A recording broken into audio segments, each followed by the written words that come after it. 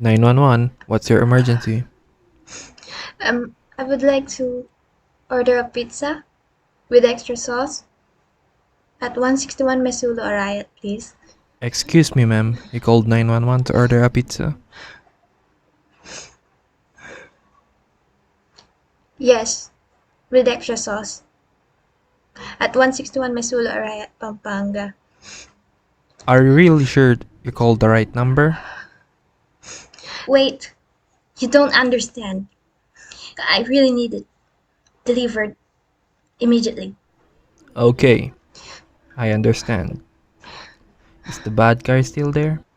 Yes, I need a large pizza. How about medical? You need medical?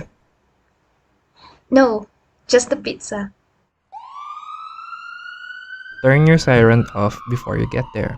I confirmed that there's a domestic violence going on with the caller, and she agreed with everything I said.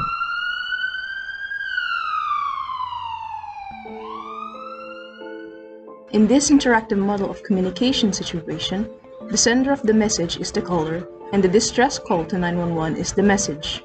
The channel used is both verbal and nonverbal, as the message is conveyed through speaking and the paralinguistics of the voice tone.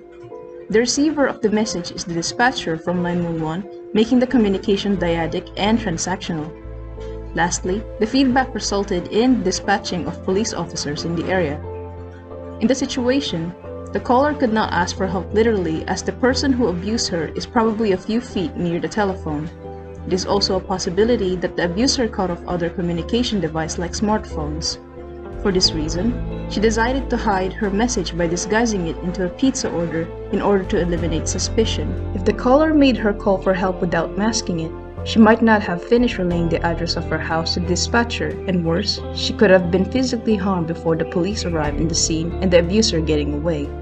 911 dispatchers are trained to listen to callers and understand the situation in order to give the best response. Having this, the pizza order combined with the paralinguistics of the caller, which have a tone of distress and some hidden codes in the message, like the sauce, which stands for SOS with all these factors, we can establish that there are some elements of the 4 C's of effective communication in the situation.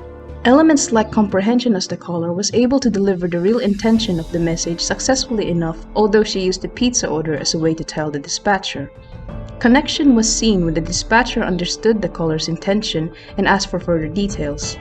As seen at first, the dispatcher thought it was a prank call from someone, but when he understood the real message, he immediately changed his attitude and entertained the caller. Credibility was seen in the caller because of her tone when making the call.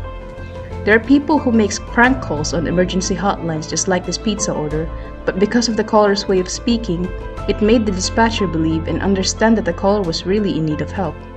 Contagiousness happened when the dispatcher called the police to go to the location of the caller. If the dispatcher did not believe the caller, he might have ignored the call and did not report it to the police at all.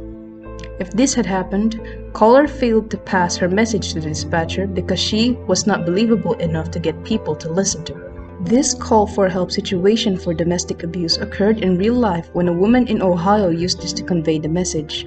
The dispatcher Team Tenik quickly understood the situation and immediately sent officers to the location of the woman in order to save her.